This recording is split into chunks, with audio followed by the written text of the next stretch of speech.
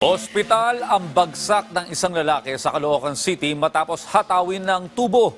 Posible raw niresbaka ng biktima dahil sinaktan niya ang anak ng sospek. Nagbabalik si Vel Custodio. Sa CCTV footage, kita ang dalawang lalaking naghahabulan sa barangay 176 Bagong Silang, Caloocan City nitong linggo. Matatanaw na tila nagkakagulo na sa dulong bahagi ng kalsada. Pinaghahampas sa pala ng tubo ang biktima. Naisugot sa ospital ang 24 na taong gulang na biktima. Dito nakitang may epidural hematoma o namumuong dugo sa utak ng lalaki. Bago operahan ng biktima, nagawa pa niyang magbigay ng pahayag sa isang video. Habang nagtatricycle ako makarami, pauwi na po ako sa aming gagarahin na bigla niya pong hinto sa hante, bigla niya ako sinuntok dito sa ulo. Kundi hanggang sa makatakbo ako, sinundan niya po ako. Sinundan niya po ako, tapos bigla po siyang inabutan ng asawa niya ng 2x2 o kaya tubo po ata yun.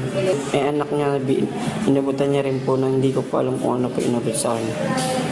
Kaya po nagka-ganto po ako. Nagpapagaling pa rin ang biktima sa ospital mula sa kanyang operasyon.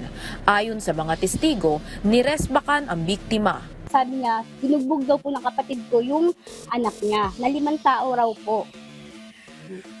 Sabi ko naman, tinanong ko po yung kapatid ko kung anong nangyari. Sabi niya wala, hindi daw niya binubugbog yung anak niya. Hindi nga po nahawakan niya yung anak nun. Sabi ko sa kanya, ano ba yun? Ano ba nangyari? Sabi niya sa akin, papatay, hindi pa ako nakakaganti dyan ate, hindi pa ako nakakaganti, papatayin ko yan. Ayon sa isa sa mga umawat sa gulo, iika-ika ang biktima na makita nilang hinahabol ng suspect. Pag-abol sa kanya doon, umawat na po kami. Pag-awat namin, may tama na po pala yung biktima. Ika na po yung biktima. Ika na po siya pala, may tama na po pala sa ulo. Tapos kung inawat namin noon, inabutan pa po ng tubo. Yung anak po. Marami po nakakita na bato ng anak. Agad namang rumisponde ang mga barangay pero nakatakas ang suspect. Sana sumuko ka na, tama. Sana pagbayaran mo naman yung ginawa ko mo sa kapatid ko. Sana bigyan mo ng gusto sa yung ginawa mo para sa kapatid ko. Maawa ka na, parang awa mo lang. Pinaghahanap pa ang tumakas na suspect, maging ang asawa at anak nito. Vel Custodio, para sa Pambansang TV sa Bagong Pilipinas.